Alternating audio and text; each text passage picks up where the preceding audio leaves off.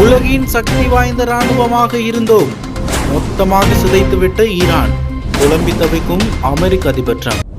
கடந்த மார்ச் மாதம் 28ஆம் தேதி ஈரான் மேலே ஒரு குண்டை போடுவோம், அவங்க தலைவர் காமினியை காலி பண்ணுவோம், அப்புறம் அவங்க பயந்து போய் ஒயிட் ஹவுஸ் வாசலில் வந்து சரண்டர் ஆகிடுவாங்கன்னு ட்ரம்ப் ஒரு கணக்கு போட்டார். ஆனால் ஈரான்காரங்க நாங்கள்லாம் லோக்கல் கிடையாது, ஆல் ஓவர் வேர்ல்டுன்னு சொல்லி அடுத்த தலைவராக காமினியுடைய பையனை முஸ்தபாவை டக்குன்னு உட்கார வச்சிட்டாங்க.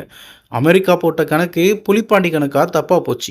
ட்ரம்ப் மைக்கு முன்னாடி வந்து ஈரானுடைய ஏர் டிஃபென்ஸ் எல்லாத்தையும் நாங்கள் காலி பண்ணிட்டோம், இனி அவங்களால ஒரு பட்டாசு கூட கொளுத்த முடியாதுன்னு சீனு போட்டார்.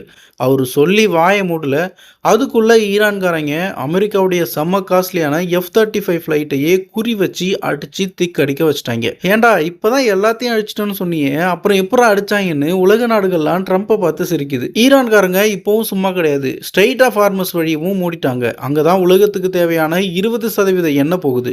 இப்போ ஆயில் வரல, விலையும் ஏறி போச்சு. இதை பார்த்த பனேட்டா, டேய் நாங்கள் மீட்டிங் போடும்போதெல்லாம் இதை பற்றி பேசுவோம்டா, ஆனால் நீ ஒரு பிளானும் இல்லாமல் யார்கிட்டையும் கேட்காம போய் இப்போ பெட்ரோல் இல்லாத வண்டியை உருட்டிகிட்டு இருக்கே அப்படின்னு சொல்லி ட்ரம்ப்பை ஓட்டியிருக்காரு. இப்போ வந்திருக்க புது தலைவர் முஸ்தபா பழைய ஆளை விட பயங்கரமான முரட்டு சிங்கிள் மாதிரி இருக்காராமா. சமாதானமாவது மண்ணாங்கட்டியாவதுன்னு நிற்கிறாராமா.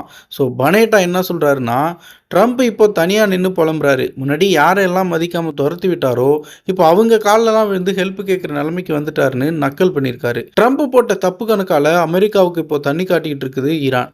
எல்லாம் என்னுடைய நேரம்னு புலம்பிக்கிட்டு இருக்காரு ட்ரம்ப்.